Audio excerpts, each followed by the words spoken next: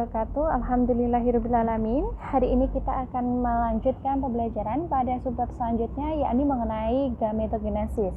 Pada pembelajaran sebelumnya, kalian sudah mempelajari pembelahan sel, di mana pembelahan sel itu ada 3 jenis, amitosis, mitosis, dan meiosis.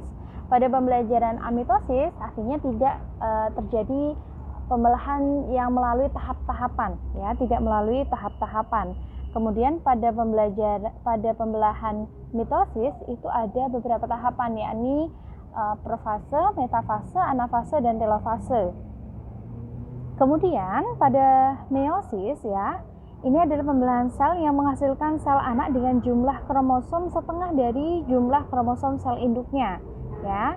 Ini dia terjadi 2 tahap, yakni meiosis 1 dan meiosis 2, di mana pada tahap meiosis 1 itu ada profase 1, metafase 1, anafase 1, dan telofase 1. Kemudian pada tahapan meiosis 2 ada profase 2, metafase 2, anafase 2, dan telofase 2. Nah, pada pembelajaran ini kita berlanjut pada gametogenesis. Gametogenesis sendiri dia adalah pembentukan sel gamet. Pada gambar ada pada layar sudah terlihat adalah adanya siklus hidup manusia dan adanya siklus hidup tumbuhan, ya.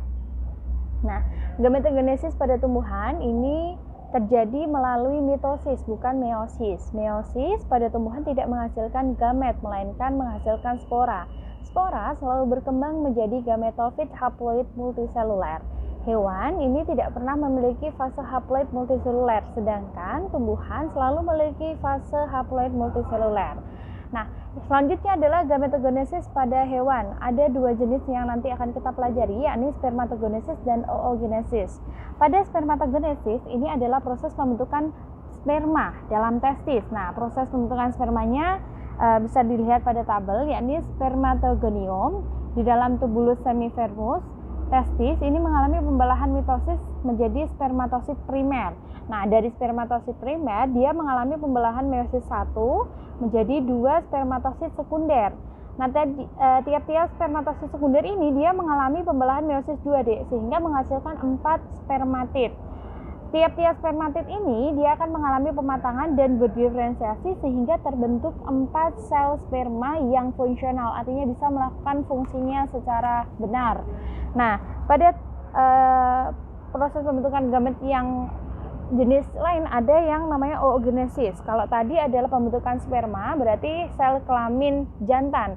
Sekarang sel kelamin perempuan, yakni oogenesis, ya, yakni proses pembentukan ovum dalam ovarium. Jadi prosesnya adalah oogonium di dalam ovarium ini mengalami pembelahan mitosis, jadi menghasilkan 2 oosit primer.